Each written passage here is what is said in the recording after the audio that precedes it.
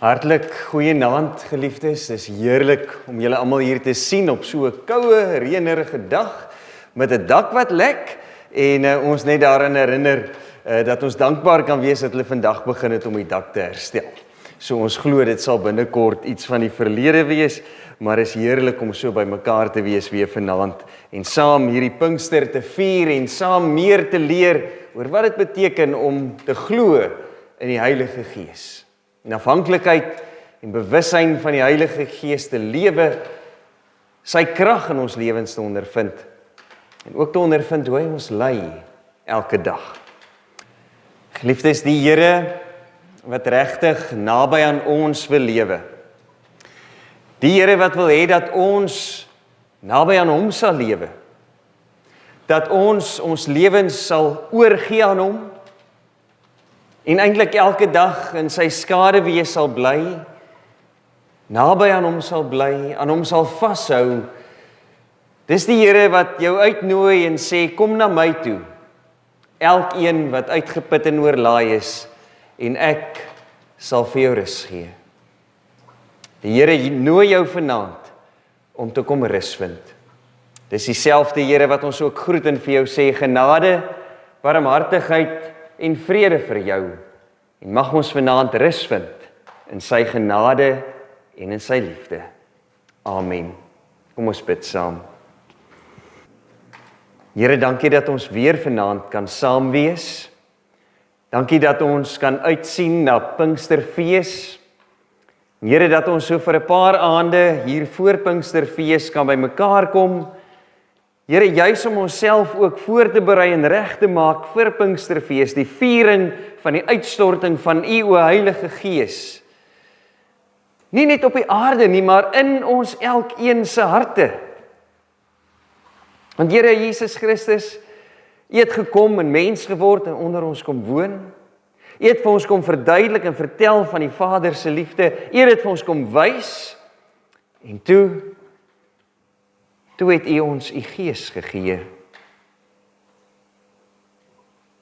Om altyd by ons te wees. Om in ons lewens te woonplek te maak in ons harte. En ons te help om tot U eer te lewe. Ons te help om met harte oorgegee aan U te lewe. Ons te help om te leef in hierdie verhouding met U, hierdie egte lewende, persoonlike verhouding, sodat ons die ware lewe kan ontdek en kan leef. En dis wat ons wil vier, Here. Dis waarvan ons meer wil leer en dis wat ons wil ervaar, werklik naby aan U te lewe. O Heilige Gees, kom breek daarom ook weer vanaand U woord vir ons oop, sodat ons dit ook kan verstaan. Amen. Ons praat vanaand oor die leiding van die Heilige Gees. Dat ons vir mekaar sê, maar die Heilige Gees lei ons elke dag op verskillende maniere. En dan vra iemand vir my, maar hoe weet ek dat die Heilige Gees my hierna toe of soontoe lei, of dat die Heilige Gees dit of dat vir my sê? Hoe weet ek wat is die Gees se leiding? En dan is my antwoord gewoonlik, ek weet dat die Gees lei, maar hoe presies hy lei, dis 'n misterie. Dis wat ons ook in die woord agterkom. Nooit lei die Heilige Gees presies op dieselfde manier nie. Daar's 'n paar riglyne, daar's 'n paar leidrade, maar ek weet ons kan vanaand hier vir mekaar vertel hoe die Heilige Gees ons elkeen in sekere situasies reeds in ons lewens gelei het. Ons elkeen het 'n getuienis, dalk baie getuienisse van die Gees se leiding. Maar ons moet nooit dink dat die Gees, hoe die Gees vir my lei, die Gees vir jou gaan lei nie. Hoe die Gees vir jou gelei het, vir my gaan lei nie. Daar is nie 'n resep nie. Ek kan nie vir julle 3 punte gee en sê, so moet ons maak om te weet, so lei die Heilige Gees my in hierdie situasie nie. Maar wat ek wel weet, is dat hoe nader ek aan die Here bly, hoe nader ek aan die Gees bly, Hoe dieper ek in my verhouding met die Gees ingaan, hoe duideliker ervaar ek sy leiding. En dis dalk die geheim. Lewe in 'n dieper verhouding met God Drie-enig, en jy sal elke dag sy leiding ervaar. Ek wil vra dat julle nou net so vir 'n oomblik na mekaar toe draai en vertel dalk vir mekaar van een of so geleentheid wat jy die Gees se leiding werklik ervaar het en hoe dit gebeur het. Kom ons vertel vir mekaar, ons getuig oor die Gees se leiding.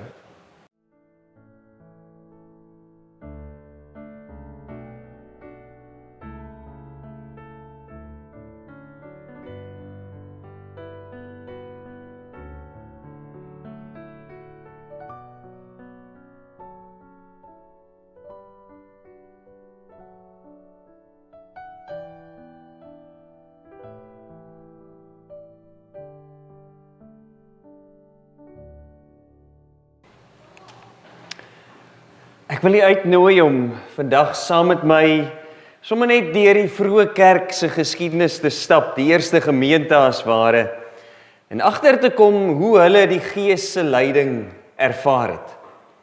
Ek wil u uitnooi om te luister vir leidrade wat vandag nog vir ons sal help om die Gees se leiding te herken. So in Handelinge gebeur daar 'n klomp goed in die eerste gemeente terwyl hierdie gemeente haar voete vind.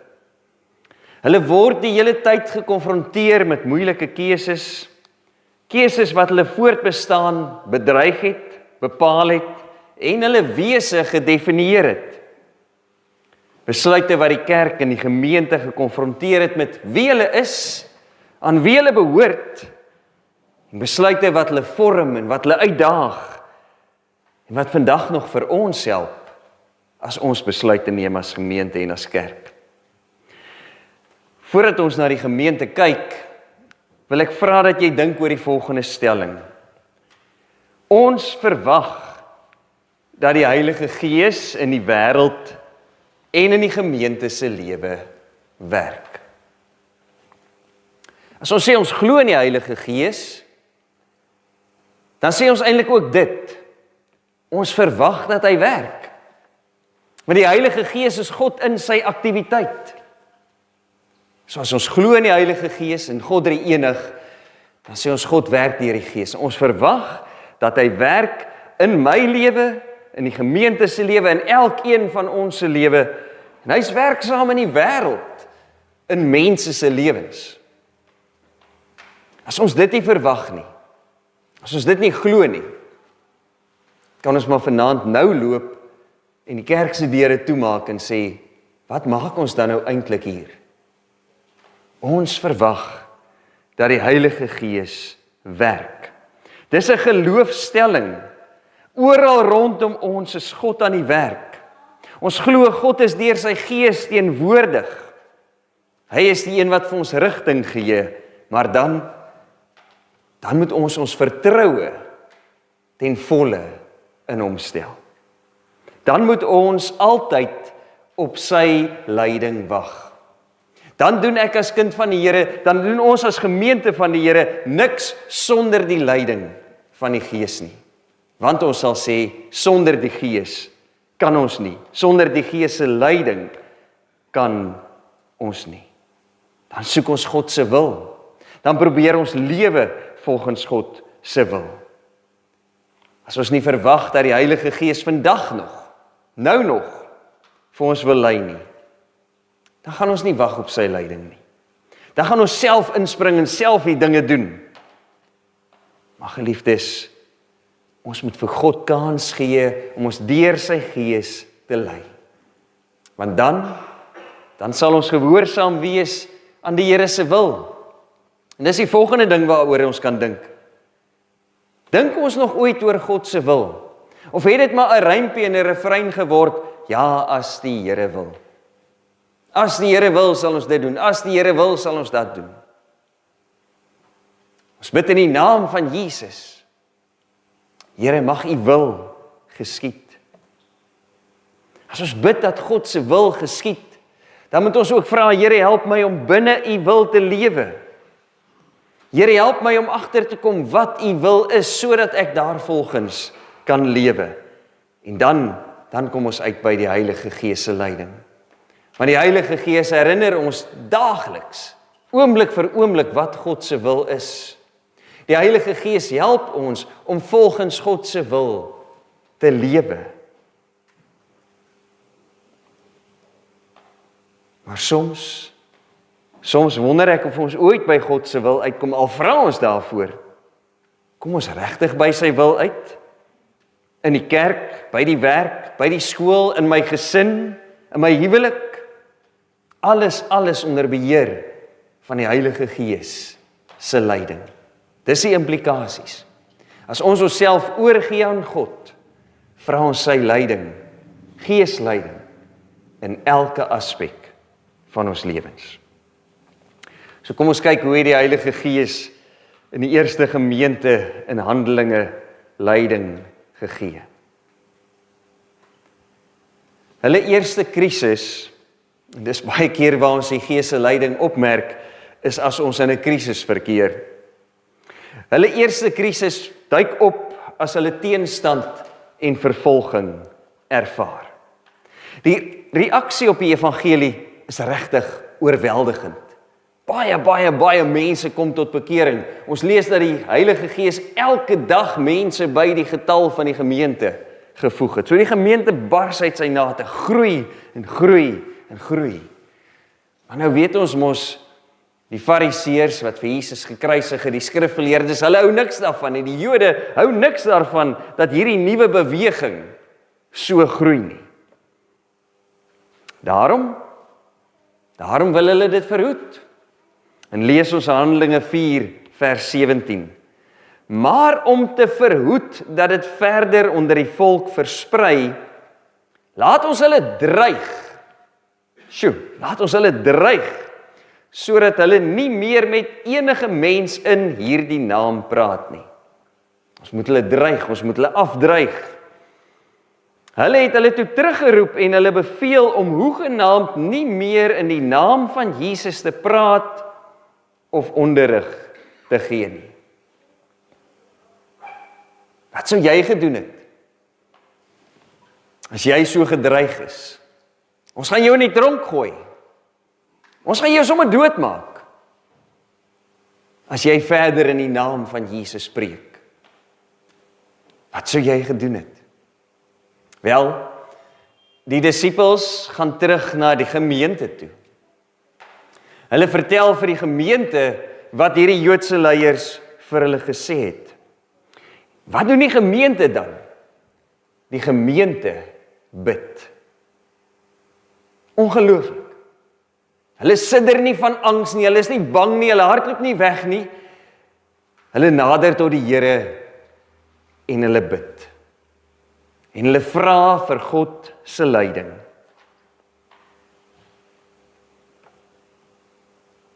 En as hulle bid oor God se saak, want geliefdes, hierdie gaan nie oor hulle eie veiligheid nie. Dit gaan oor die uitbreiding van God se koninkryk. En dis wat voorop staan in hulle gedagtes. God se koninkryk moet uitbrei. Ons moet getuig van alles wat Jesus gedoen het. Ons moet getuig daarvan dat hy gesterf het vir elke liewe mens se sondes. Hulle besef, dit gaan nie oor hulle nie. Dit gaan nie oor hulle veiligheid, oor hulle lewens nie. Dit gaan oor God se koninkryk. En daarom bid hulle tot God, en deur sy Gees gee God vir hulle leiding. En ons hoor die plek waar hulle bymekaar was, het geskud. Die Gees verseker hulle, dat hy hulle sal lei, dat hy hulle sal beskerm, dat hy hulle sal help. En ja, nog steeds het elke disipel 'n marteldood gesterf. Nog steeds is die Christene vervolg, maar hulle het geweet die Gees lei hulle. Ongelooflik. So die eerste leidraad is 'n fokus op God en die opdrag van God en dit waarmee God besig is. Hulle weet dat hulle as gemeente besig is met God se werk en dat hulle 'n roeping het En as hulle dit gaan doen, dan gaan God hulle deur sy Gees lei en die krag gee en die energie gee om dit te gaan doen. Dis hoekom ons vandag hier is. Iewers in die geskiedenis het iemand ook die evangelie verkondig. En het ons voorouers, hoe lank terug dalk al tot bekering gekom? Het ons ouers, ons oupas en oumas, vir ons vertel van die Here. En vanaand sit ons hier. Jare en jare terug het hulle begin met Pinksterbidure. En vanaand sit ons hier. Onder die Gees se leiding het die kerk gesê, kom ons doen dit. En dink aan al die seën deur al die jare van Pinksterbidure. Die Heilige Gees se leiding help die kerk om by God en dit wat God wil doen uit te kom. Dis nogal 'n belangrike leidraad. Is dit wat jy wil doen? Gaan dit oor jouself? Is dit waaraan jy die Gees se leiding soek? Gaan dit oor jouself? Gaan dit oor God en sy plan en wat hy wil hê? Die volgende krisis in die gemeente breek aan wanneer die Grieksprekende weduwees in die gemeente afgeskeep word ten koste van die Hebreeuwssprekende weduwees. So hierdie was 'n nuwe gemeenskap. Dit was nie net meer Jode nie, dit was nou heidene wat ook Christene geword het, soos 'n hele nuwe gemeenskap, en as Jode wat Christene geword het, en as heidene wat Christene geword het, en hulle almal is hier by mekaar gegooi in hierdie een gemeente. Maar die leiers van hierdie groep is meerendeels nou nog Jode. So dit kom half natuurlik mos vir ons as mense, ons kyk maar eers na ons eie mense. Ons sorg maar eers vir ons eie mense.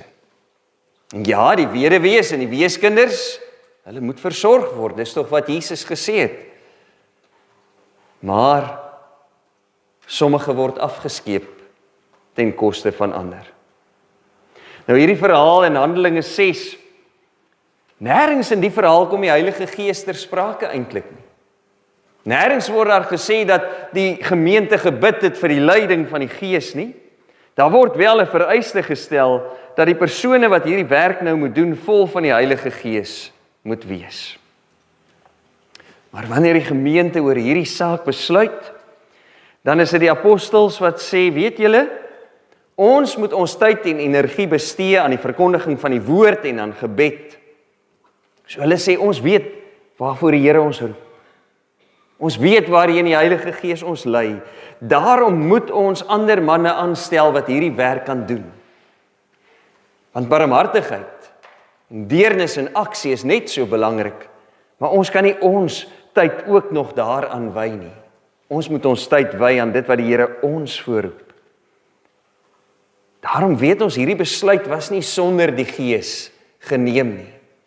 Want dit gaan oor die koninkryk van God. Dit gaan oor deernis en aksie en om God se liefde en barmhartigheid vir mense te wys. Hulle is besig met koninkrykswerk. Hulle is in lyn met God se opdrag. Hulle soek die leiding van die Gees en die Gees gee vir hulle antwoorde. En die diakenampt word gebore, kan ons sê vandag die ampt van hulpverlening, wat ons as gemeente en ons as kerk tot vandag toe nog doen. Volgende krisis in die vroeë kerk en die eerste gemeente was natuurlik, wat maak ons met Saulus? Want Saulus was vir hulle aanvanklik 'n probleem gewees. Ons ken Ananias se reaksie as die Here hom na Saulus toe stuur, maar daar was nog meer probleme. Want die kerk ontvang hom nie eintlik met oop arms nie. So ons weet, hy kom tot bekering, en hy begin preek in die naam van die Here, en dan neem hulle hom Jerusalem toe, maar daar in Jerusalem aanvaar die ander disippels nie vir Saulus as een van hulle nie. Hulle sê nee, ons vertrou nie die vrede nie. Hoe weet ons? Hy wil nie maar net eintlik so van binnekant af indring en ons dan in elk geval vervolg en ons verraai nie. Dan gebeur daar iets besonders en ons lees dit Handelinge 9 vers 26. Toe Saulus in Jerusalem aankom, het hy probeer om by die disippels aan te sluit, maar almal was bang vir hom. omdat hulle nie geglo het dat hy 'n disipel is nie. Sou jy geglo dat iemand wat so die Christene vervolg het, so die kerk vervolg het, so radikaal tot bekering kan kom, kan omkeer? En dan is daar 'n besonderse persoon in die vroeë kerk, Barnabas. Barnabas het egter vir Saulus gaan haal en na die apostels geneem en vir hulle vertel hoe hy op die pad die Here gesien het, dat hy met hom gepraat het en hoe hy in Damaskus met vrymoedigheid in die naam van Jesus gepreek het. Saam met hulle het hy in Jerusalem gekom en gegaan en met vrymoedigheid in die naam van die Here gepreek. So toe begin hulle hom aanvaar. Toe Barnabas opstaan en sê, ek kan getuig van dit wat in Saulus se lewe gebeur het. Ek aanvaar hom as my broer in die Here. En dan staan daar, Paulus het ook met die Helleniste, die Grieke gepraat en geredeneer, maar hulle het hom probeer doodmaak. Maar toe die broers het agterkom, het hulle hom na Caesarea geneem en na Tarsus weggestuur. Wat gebeur? Die kerk dwars deur die hele Judea, Galilea en Samaria het vrede beleef en is opgebou. Hulle het met ontzag voor die Here geleef en met die bemoediging van die Heilige Gees het hulle getalle toegeneem. Wonderlike stuk geskiedenis wat hier gebeur. Weereens word die Heilige Gees nie eksplisiet in hierdie gedeelte oor Barnabas en sy getuienis oor Paulus genoem nie. Maar ons weet agter dit alles sit die Heilige Gees, want Barnabas was iemand van wie getuig word dat hy die leiding van die Heilige Gees altyd gesoek het. Dan was daar die volgende groot krisis in die gemeente. Daarvan lees ons in Handelinge 10 tot 15. Die gemeente probeer haar weg vind tussen Jode en nie-Jode wat tot bekering kom. Moet hierdie nie-Jode hulle laat besny?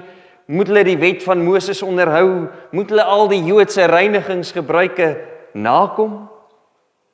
Die vraag daarachter is, moet ons kultuur as Jode nou ook die Christenkerk definieer? Moet ons mense uitsluit of dwing om soos ons te wees? Of is die koninkryk van God groter as kultuur en menslike gebruike? Dit was 'n baie belangrike moment in die eerste gemeente in die vroeë kerk. Vandag pluk ons nog steeds die vrugte van die besluit wat hulle daar geneem het as hulle sê die Heilige Gees en ons het besluit om geen verdere las op julle te lê, behalwe om nie vleis te eet wat aan afgode geoffer is nie. Geliefdes, vandag lees ons nie meer die Bybel in Grieks en Hebreëus nie. Die Bybel word vertaal in soveel tale as moontlik. Christendom gaan oor kultuurgrense heen, oor taalgrense heen.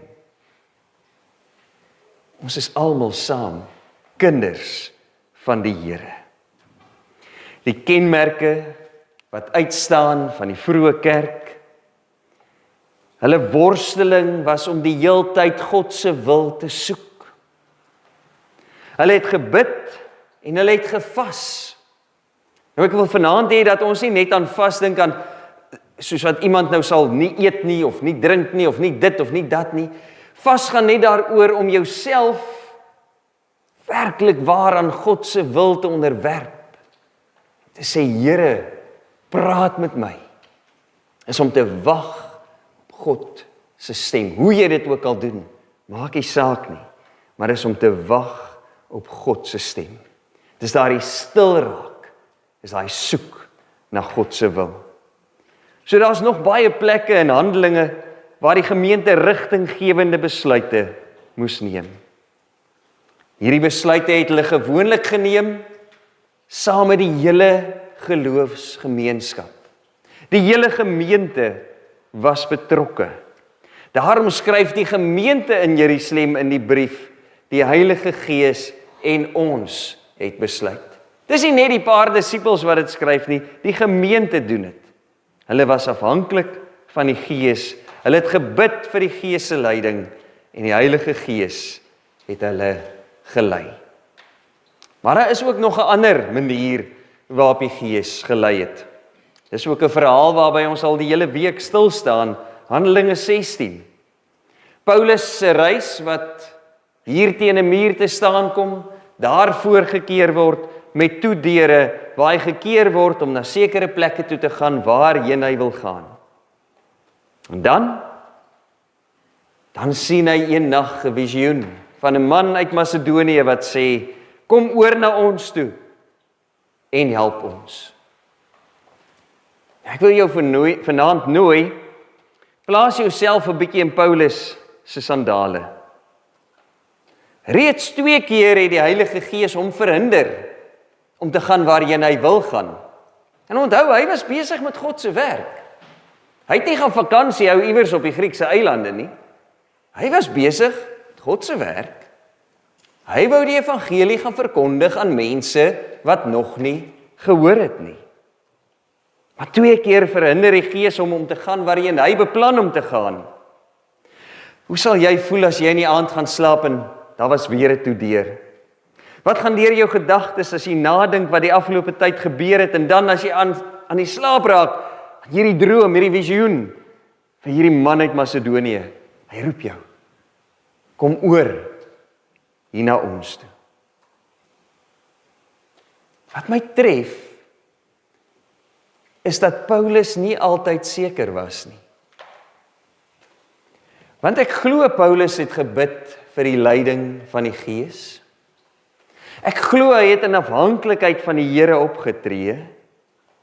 En nog steeds het hy soms die verkeerde koers ingeslaan. Maar wat my nog dieper tref, is dat hy ag slaan op die Heilige Gees. As daar 'n toedeur is, dan skop hy nie die deur af nie. Dan is hy nie hardkoppig nie. Dan draai hy om en hy soek verder. Ek kan my voorstel dat hy baie tyd op sy knieë deurgebring het. Die Here het hom 2 keer in sy spore gestuit. Here, wys my. Here, ek wil binne U wil bly. Here, wys my waarheen ek moet gaan. En op God se tyd het die Gees vir Paulus gewys waarheen hy moes gaan. Soms werk die Gees ook 'n bietjie anders. Maar ja, die Heilige Gees is vandag nog oral rondom ons aan die werk. God se opdrag aan sy kerk het nie verander nie. Die Gees se leiding vir gelowiges het nie verander nie. Daarom kan ons vandag nog maar weet dat die Here ons stuur, dat die Here ons wil gebruik, dat die Here wil hê ons moet ons oë en ons ore oopmaak en in geloofsonderskeiding na hom toe gaan en sê, Here, help ons. Here, lei ons. O Heilige Gees, lei ons in U waarheid. Dis 'n proses van geloofsonderskeiding. Dit word aangrypend uitgebeeld in Handelinge 13 vers 2. Toe hulle, dis die gemeente, op 'n keer bymekaar was om die Here te dien en om te vas, het die Heilige Gees gesê. Toe hulle bymekaar was, gefokus was op die Here, het die Heilige Gees gesê. Ons weet nie of hy hoorbaar met hulle gepraat het nie. Ons weet nie of hy deur iemand in die gemeente vir hulle 'n woord gegee het nie. Hulle ervaar dit. Die Heilige Gees het vir ons gesê. Weereens, geliefdes, daar's nie 'n resep nie. Maar die leidraad is stilte, afsondering, wag op die Here.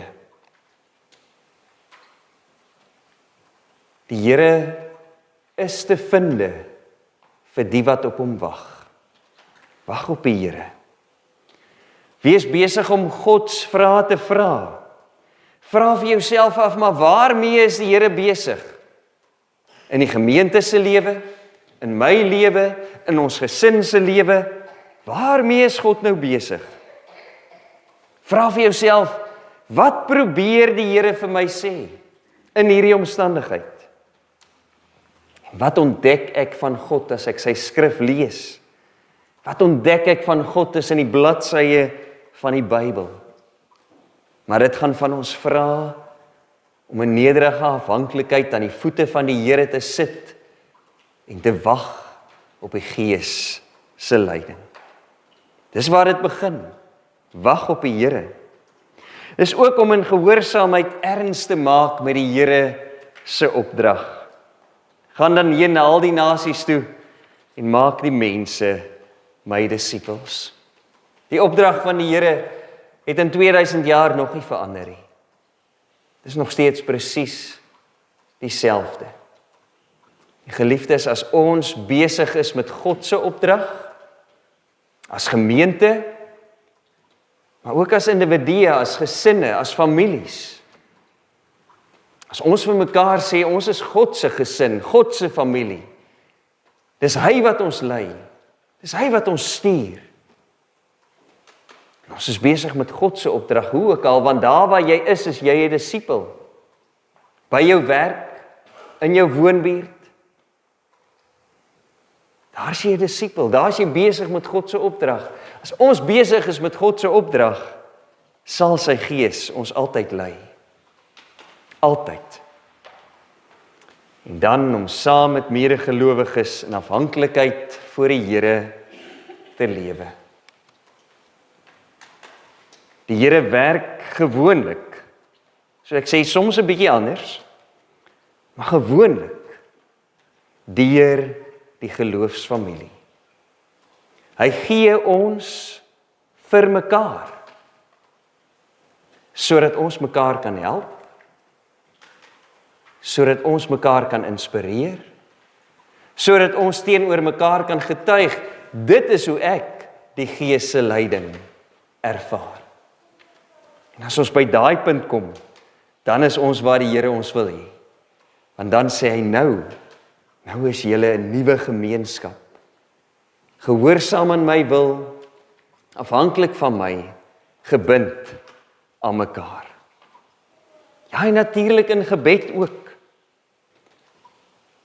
Maar die Gees gaan ons nie lei as ons net met 'n klomp, Here help my hiermee, Here doen dit vir my, Here gee vir my dit, na die Here toe gaan nie. Meer in stilte as in woorde sal ons die Gees se leiding ervaar. En wanneer jy stil raak by die Here, sal jy daardie innerlike oortuiging kry wat nie wil weggaan nie.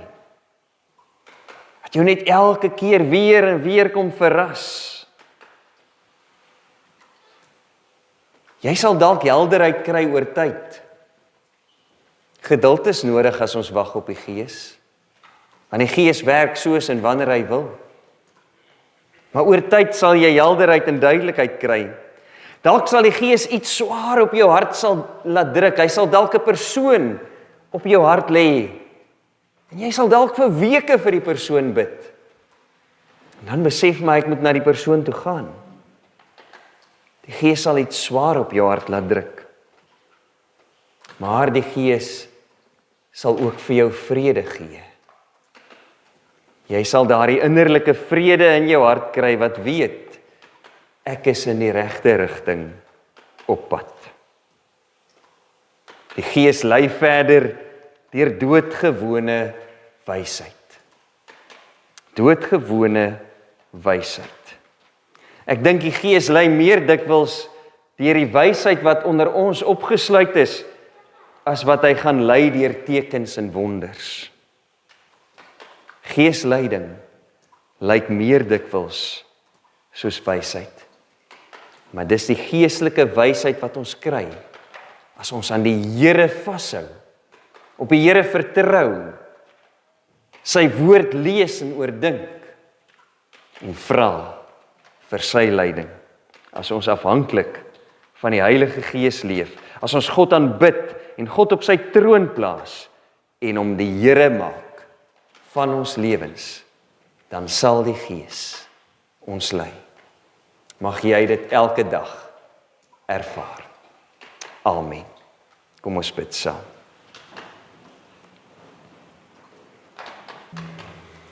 Here, help ons om u leiding elke dag te ervaar, raak te sien, te erken. Want Here, u loop langs ons, voor ons, agter ons. U is oral rondom ons.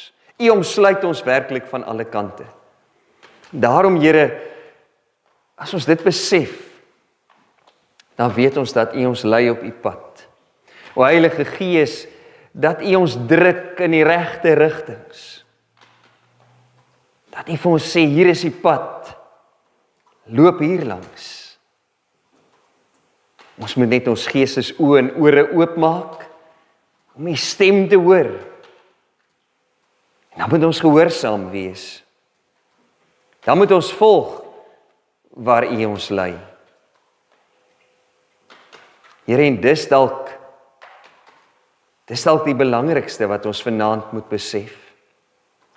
As ons u leiding aanvoel, as ons u leiding hoor, as ons sien wat die pad is wat u aandui, dat ons in gehoorsaamheid vir u sal volg.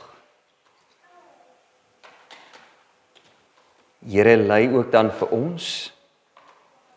O Heilige Gees, lei u gemeente in gehoorsaamheid. Amen. Ontvang nou die seën van die Here en gaan in sy vrede.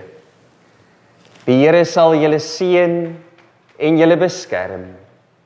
Die Here sal tot julle redding verskyn en julle genadig wees. Die Here sal julle gebede verhoor en aan julle sy vrede gee.